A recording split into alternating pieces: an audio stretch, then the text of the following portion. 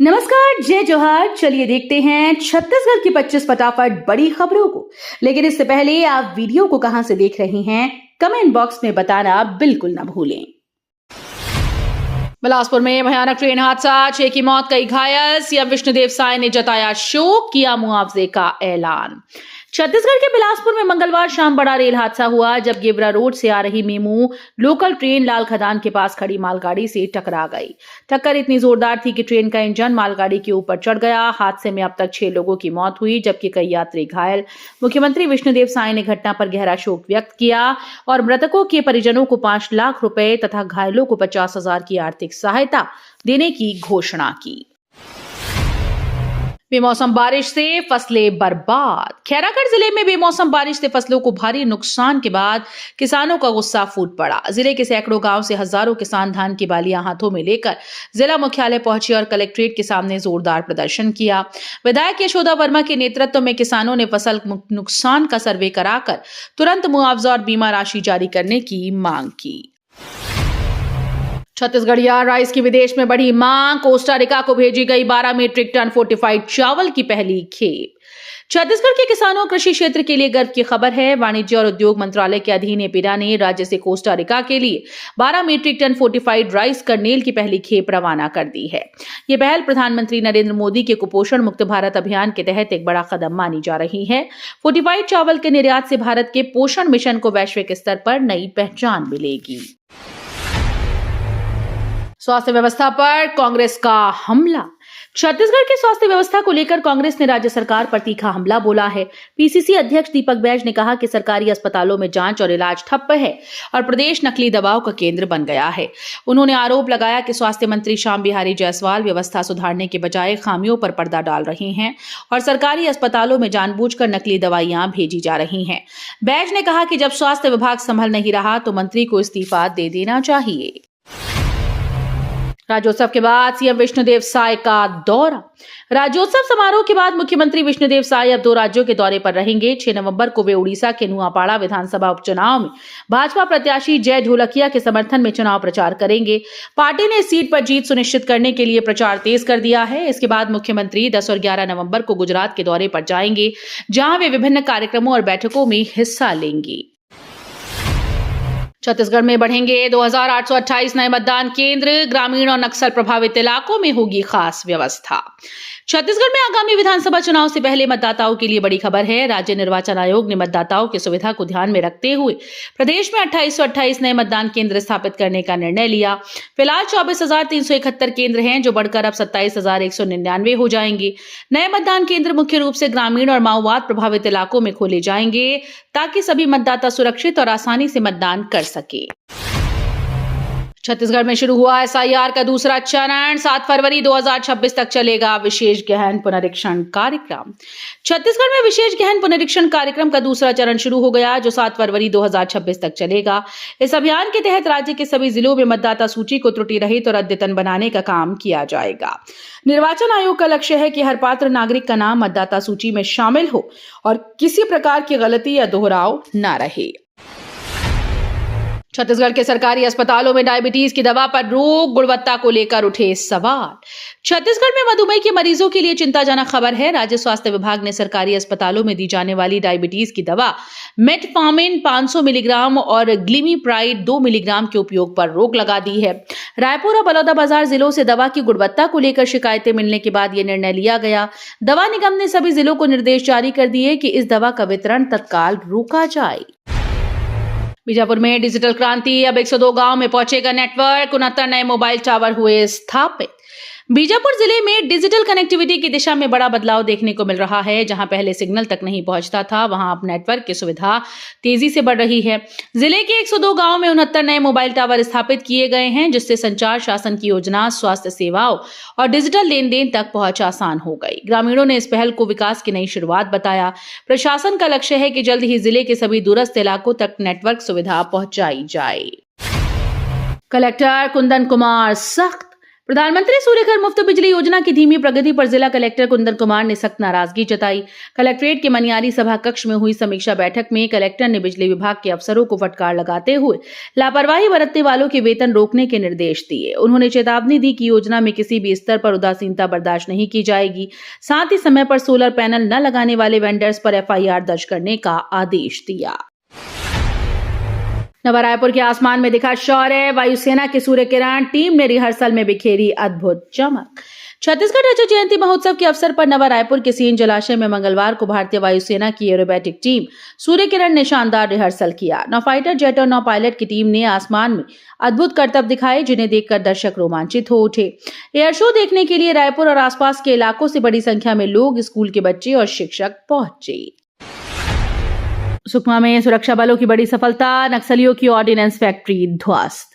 छत्तीसगढ़ के नक्सल प्रभावित सुकमा जिले में सुरक्षा बलों को बड़ी कामयाबी हाथ लगी। जिला पुलिस बल और DRG की संयुक्त टीम ने गोमगुड़ा क्षेत्र के घने जंगलों में नक्सलियों की अवैध ऑर्डिनेंस फैक्ट्री का भांडाफोड़ किया है। अभियान के दौरान सुरक्षा बलों ने 17 राइफल, भारी मात्रा में हथियार, निर्माण सामग्री, उपकरण, मशीन, विस्फोटक बरामद किए। बताया जा रहा है कि ये फैक्ट्री नक्सलियों के द्वारा स्थानीय स्तर पर हथियार और गोला बारूद तैयार करने के लिए इस्तेमाल की जा रही है। कांग्रेस का वोट चोर गद्दी छोड़ अभियान तेज, 15 लाख से अधिक हस्ताक्षर फॉर्म दिल्ली रवाना।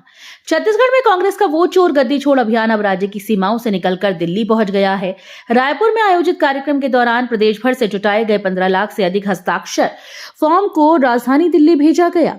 PCC अध्यक्ष दीपक बैज और नेता प्रतिपक्ष शरणदास महंत ने हरी झंडी दिखाकर वाहन रवाना किया। नेताओं ने भाजपा पर जनादेश की चोरी का आरोप लगाते हुए कहा कि जनता की आवाज अब दिल्ली में गूंजेगी। बस्तर में छत्तीसगढ़ की राजकीय पक्षी पहाड़ी मैना की GPS ट्रैकिंग शुरू। छत्तीसगढ़ के राजकीय पक्षी पहाड़ी मैना के संरक्षण के लिए अब नई पहल की जा रही है। बस्तर के कांगेर वैली नेशनल पार्क में इस दुर्लभ पक्षी की GPS ट्रैकिंग शुरू की गई। घने साल के जंगलों में पाई जाने वाली ये मैना मानवीय आवाज में बोलने की अनोखी क्षमता रखती है। क्या हाल है जैसी मीठी आवाजों से पहचाने वाली ये पक्षी केवल बस्तर क्षेत्र में पाई जाती है। ट्रैकिंग के जरिए इसकी आवाज, प्रवास, व्यवहार की जानकारी जुटाकर संरक्षण प्रयासों को और प्रभावी बनाया जाएगा। वरिष्ठ नागरिकों के समान सुरक्षा कल्याण के लिए प्रतिबद्ध, छत्तीसगढ़ का आदर्श मॉडल।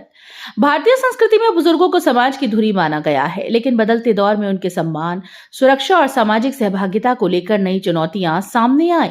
इन्हीं जरूरतों को ध्यान में रखते हुए छत्तीसगढ़ सरकार ने वरिष्ठ नागरिकों के सम्मान, सुरक्षा और कल्याण के लिए कई संवेदनशील पहलें शुरू की। नीतियों और योजनाओं के प्रभावी क्रियान्वयन से बुजुर्गों को स्वास्थ्य सुविधाएं, सामुदायिक सहयोग और गरिमामय जीवन का भरोसा मिला। टेक्नोलॉजी और इनोवेशन में अग्रसर छत्तीसगढ़, CM विष्णुदेव साय ने टेक स्टार्ट कार्यक्रम में रखा विजन।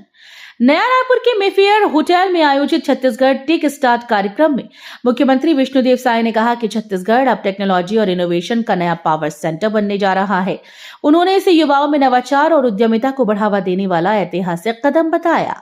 इस अवसर पर मुख्यमंत्री ने आइडियाथॉन 2025 के विजेताओं को सम्मानित किया और शासन के साथ साझेदारी करने वाली इकाइयों के एग्रीमेंट पत्र सौंपे। अब 15 नहीं 75 एकड़ में बनेगा लॉजिस्टिक हब, छत्तीसगढ़ में व्यापार को नई रफ्तार। छत्तीसगढ़ के रायपुर में लॉजिस्टिक सेक्टर को गति देने के लिए राज्य सरकार ने बड़ा कदम उठाया। कैबिनेट से छत्तीसगढ़ राज्य लॉजिस्टिक्स निवेश प्रोत्साहन नियम 2025 को मंजूरी मिलने के बाद वाणिज्य और उद्योग विभाग ने अधिसूचना जारी कर दी। इसके तहत अब लॉजिस्टिक पार्क 15 एकड़ नहीं बल्कि 75 एकड़ से अधिक क्षेत्रफल में विकसित किया जाएगा। जगदलपुर में आम आदमी पार्टी का हल्ला बोल, 400 यूनिट मुफ्त बिजली योजना खत्म करने पर सरकार को घेरा। छत्तीसगढ़ के जगदलपुर में आम आदमी पार्टी ने 400 यूनिट मुफ्त बिजली योजना खत्म करने के खिलाफ जोरदार प्रदर्शन किया। दंतेश्वरी मंदिर के सामने हुए इस विरोध प्रदर्शन का नेतृत्व आप नेता समीर खान ने किया। कार्यकर्ताओं ने सरकार पर जनता से धोखा करने का आरोप लगाते हुए कहा कि मुफ्त बिजली बंद कर आम लोगों पर आर्थिक बोझ डाला जा रहा है। प्रदर्शनकारियों ने बढ़ते बिजली बिलों और जनविरोधी नीतियों को लेकर सरकार से जवाब मांगा। उपराष्ट्रपति CP राधाकृष्णन का राजनांदगांव दौरा आज, नेत्र चिकित्सा संस्थान का उद्घाटन, लखपति दीदी सम्मेलन में होंगे शामिल। उपराष्ट्रपति सीपी राधाकृष्णन आज छत्तीसगढ़ के राजनांदगांव जिले के दौरे पर रहेंगे। अपने इस प्रवास के दौरान वे उदयाचल मल्टी स्पेशलिटी नेत्र चिकित्सा संस्थान का उद्घाटन करेंगे, जिससे क्षेत्र में बेहतर स्वास्थ्य सुविधाएं नई दिशा पाएंगी। इसके साथ ही वे लखपति दीदी सम्मेलन में शामिल होकर महिलाओं से संवाद करेंगे। ये दौरा प्रदेश में स्वास्थ्य सेवाओं के विस्तार और महिला सशक्तिकरण को प्रोत्साहन देने की दिशा में एक महत्वपूर्ण पहल माना जा रहा है।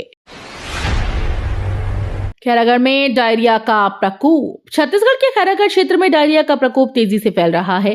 ग्राम पंचायत गातापार जंगल के आश्रित गांव लिमाऊ, टोला, सांकरी और गाड़ाघाट में एक मृत्यु भोज के बाद अचानक बड़ी संख्या में लोग बीमार पड़ गए। अब तक 50 से अधिक ग्रामीण संक्रमित हुए और एक व्यक्ति की मौत हुई। कई लोगों की हालत गंभीर बताई जा रही है। स्वास्थ्य विभाग की टीम ने गांव में डेरा डालकर उपचार और जागरूकता अभियान शुरू किया है। राजनांदगांव में गंदे पानी की सप्लाई से बढ़ी बीमारियां, कांग्रेस का हंगामा, वाटर प्लांट में ठेकेदारों की पार्टी का आरोप। राजनांदगांव में पिछले एक हफ्ते से कई वार्ड में गंदे पानी की सप्लाई से लोगों में पीलिया और डायरिया जैसी बीमारियां फैल रही हैं। इस स्थिति से नाराज युवा कांग्रेस और कांग्रेस पार्षद दल ने मोहारा स्थित रानी जोत कुंवर देवी वाटर संयंत्र का घेराव कर गंदा पानी गिलास में लेकर प्रदर्शन किए। इस दौरान महापौर मधुसूदन यादव और पूर्व सांसद अभिषेक सिंह का पुतला दहन भी किया गया। अंबिकापुर पुलिस की बड़ी कार्रवाई। ट्रैक्टर ट्रॉली से 106 किलो गांजा जब्त। उड़ीसा से बिहार जा रही थी खेप। छत्तीसगढ़ के अंबिकापुर में पुलिस ने नशीले पदार्थों की तस्करी के खिलाफ बड़ी सफलता हासिल की। कोतवाली पुलिस ने उड़ीसा से बिहार ले जाए जा रहे 106.60 किलो गांजे की खेप को नाकाबंदी के दौरान ट्रैक्टर ट्रॉली से जब्त किया। जब्त गांजे की कीमत करीब 5 लाख बताई जा रही है। पुलिस ने मौके से एक तस्कर को गिरफ्तार किया और वाहन को भी जब्त कर लिया। नक्सल प्रभावित बुड्रा गांव में खेलों की गूंज। धमतरी जिले के नगरी विकासखंड के नक्सल प्रभावित बुड्रा गांव में पुलिस प्रशासन द्वारा सिविक एक्शन कार्यक्रम के तहत कबड्डी प्रतियोगिता का आयोजन किया गया। इस पहल का उद्देश्य ग्रामीण अंचलों में शांति, खेल भावना और सामाजिक एकता को मजबूत करना था। आयोजन में कलेक्टर अविनाश मिश्रा, पुलिस अधीक्षक और वन मंडलाधिकारी कृष्ण यादव विशेष रूप से उपस्थित रहे। अधिकारियों के आगमन पर ग्रामीणों ने पारंपरिक नृत्य, गाजेबाजी और स्वागत जुलूस के साथ गर्मजोशी से अभिनंदन किया। सिम्स मेडिकल कॉलेज में रैगिंग पर सख्त कार्रवाई। सिम्स मेडिकल कॉलेज में जूनियर छात्रों को धमकाने और प्रताड़ित करने के मामले में प्रबंधन ने कड़ी कार्रवाई की।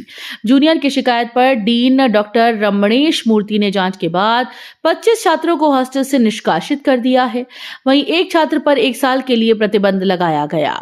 कॉलेज प्रशासन ने स्पष्ट किया कि संस्थान में अनुशासनहीनता और रैगिंग बर्दाश्त नहीं की जाएगी। ये कदम परिसर में सुरक्षित और सम्मानजनक माहौल बनाए रखने की दिशा में उठाया गया। तेलंगाना के नक्सल पीड़ितों की बस्तर में अपील। माओवादी हथियार छोड़े, लोकतंत्र की मुख्य धारा से जुड़े। माओवाद से प्रभावित इलाकों में शांति की नई पहल दिखी जब तेलंगाना के 15 नक्सल पीड़ित और 15 सामाजिक कार्यकर्ता मंगलवार को बस्तर पहुंचे। इन नागरिकों ने माओवादियों से 3 अहम अपील की हैं कि हिंसा का रास्ता छोड़ो, लोकतंत्र की मुख्य धारा में लौटने और छत्तीसगढ़ के विकास में भागीदार बने। उन्होंने कहा कि बंदूक से बदलाव नहीं बल्कि संवाद और विकास से स्थायी शांति संभव है। तो ये थी आज की बड़ी खबरें। अगर आपको न्यूज पसंद आई हो तो वीडियो को लाइक और शेयर करना बिल्कुल ना भूलें। धन्यवाद।